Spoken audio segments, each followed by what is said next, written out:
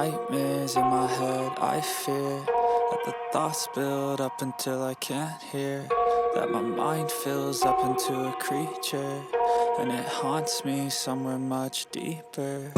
Anxiety, filling up every space, no privacy, and silently, it could build and build until you...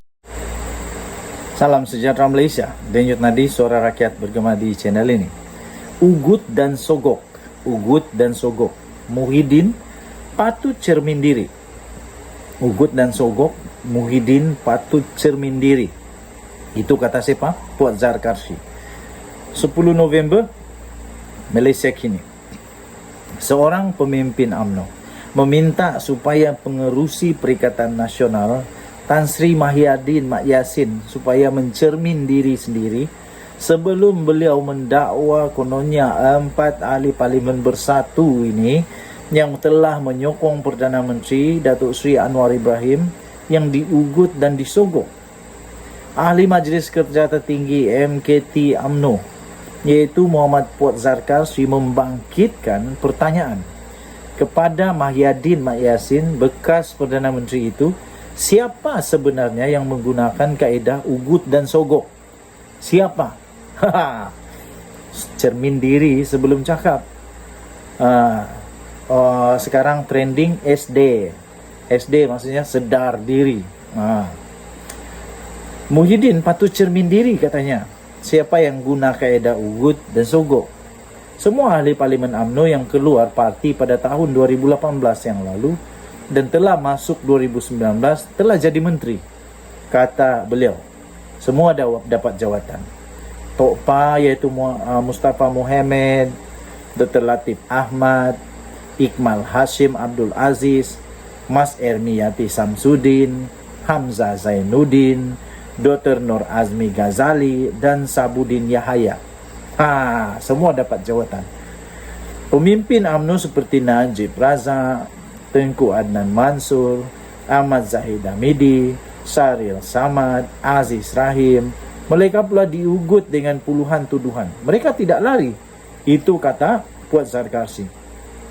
Kemudian kata Puan Zarkarshi lagi, tanyalah kepada Tok Pa dan Hamzah Zainuddin, kenapa lari? Takut didakwa. Peruntukan punya hal pun boleh lari. Ini semua kerana mereka tidak ada jati diri. Katanya dalam satu hantaran Facebook pada hari ini. Kata mereka tak bermaruah. Yang sekarang sokong Anwar itu kata tak bermaruah. Kenapa yang dulu ini bermaruah? Hamzah Zainuddin kena jawablah. Jawab, jangan tak jawab. Tok Pa, sila jawab. Malam tadi Muhyiddin dilaporkan berkata, Bersatu akan membuat laporan polis dan kepada Suruhanjaya Pencegahan Rasuah Malaysia SPRM dalam masa terdekat berhubung tindakan 4 ahli parlimennya yang telah menyokong Anwar. Muhyiddin berkata pihaknya mendapat maklumat bahawa adanya terdapat unsur ugutan serta sogokan bagi menarik ahli parlimen supaya memberi sokongan. Presiden Bersatu itu berkata pihaknya telah pun mengumpul bukti berhubung tawaran tertentu kepada ahli parlimennya untuk menyokong kerajaan perpaduan. Katanya kita sudah kumpulkan semua maklumat. Contohnya dalam kes ahli parlimen Gua Musang, iaitu dia beritahu dalam mesyuarat Bersatu Kelantan yang lepas dia dapat tawaran di waktu itu dan dia menolak semuanya. Tapi 3 hari selepas itu dia umumkan keputusan sokong sana kerajaan. Dan kita syak ada perkara-perkara berlaku yang mungkin melanggar undang-undang dan data ini kami akan kumpul. Katanya kepada pemerintah selepas mempengerusikan mesyuarat khas Majlis Pimpinan Tertinggi MPT Bersatu pada waktu itu. Jadi sekarang Muhyiddin kena jawab pula dakwaan daripada Puan Zarkarshi ini, yaitu ugut dan sogok. Muhyiddin kena patut cermin diri dulu sebelum berkata apa-apa.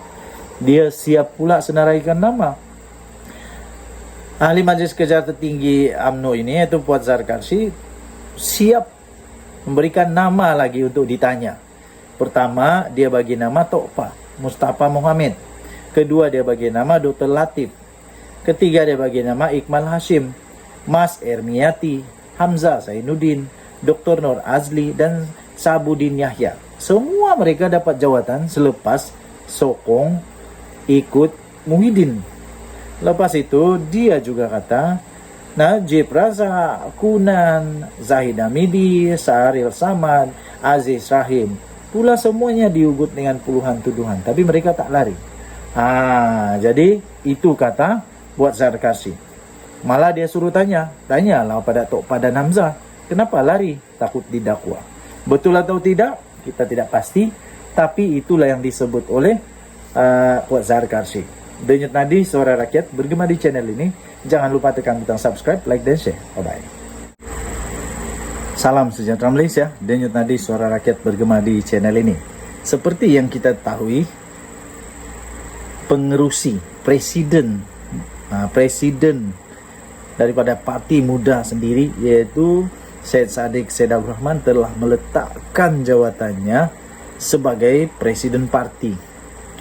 Maka dengan itu satu artikel daripada Sahabuddin Hussein sangat pedas, sangat tepat sekali.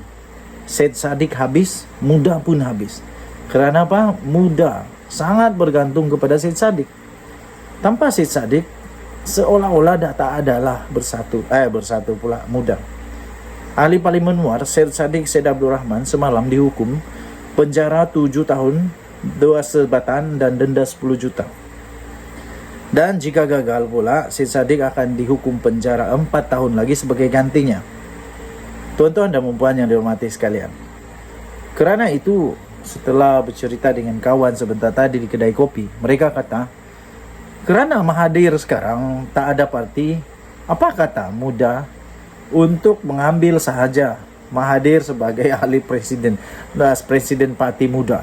Mereka kata, kan dulu pernah ada ura-ura kabar angin kononnya Syed Saddiq Syed Abdul Rahman ini adalah anak didik kesayangan Mahathir. Itu ura-ura cerita-cerita dulu. Jadi apa salahnya, kata mereka, kalau itu memang benar, apa salahnya Mahathir selamatkanlah Muda ini dan jadilah presiden muda, jadilah parti tua. Jadilah parti tua, apa bukan muda sudah, itu jadi parti tua.